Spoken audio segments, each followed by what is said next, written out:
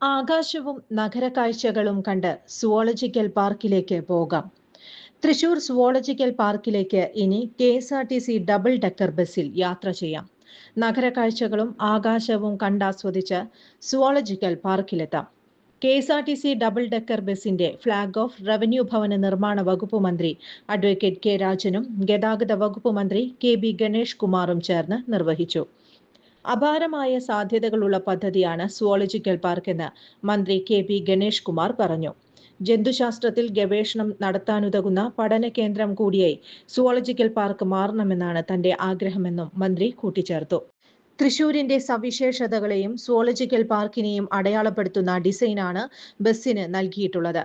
തൃശൂർ പൂരവും പുലിക്കളിയും ചെണ്ടമേളവും പഞ്ചവാദ്യവും കഥകളിയും മോഹിനിയാട്ടവും മൃഗങ്ങളും ഒക്കെ ബസ് ഡിസൈനിന്റെ സവിശേഷതകളാണ്. രാവിലെ 8-നും വൈകിട്ട് 3-നും തൃശൂരിൽ നിന്ന് സുവോളജിക്കൽ പാർക്കിലേക്ക് ഡബിൾ ഡെക്കർ ബസ് യാത്ര ചെയ്യാം. ബസ്സിൽ കയറി നഗര കാഴ്ചകൾ കണ്ട് പാർക്കിലൂടെ സഞ്ചരിച്ച് തിരികെ തൃശൂരിലെത്താം.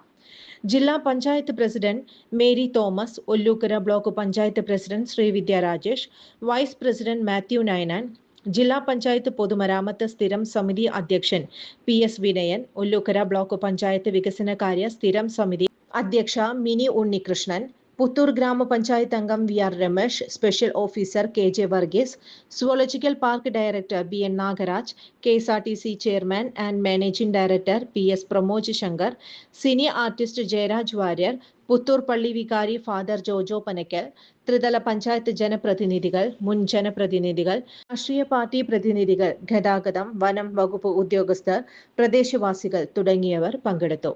Kerala times media.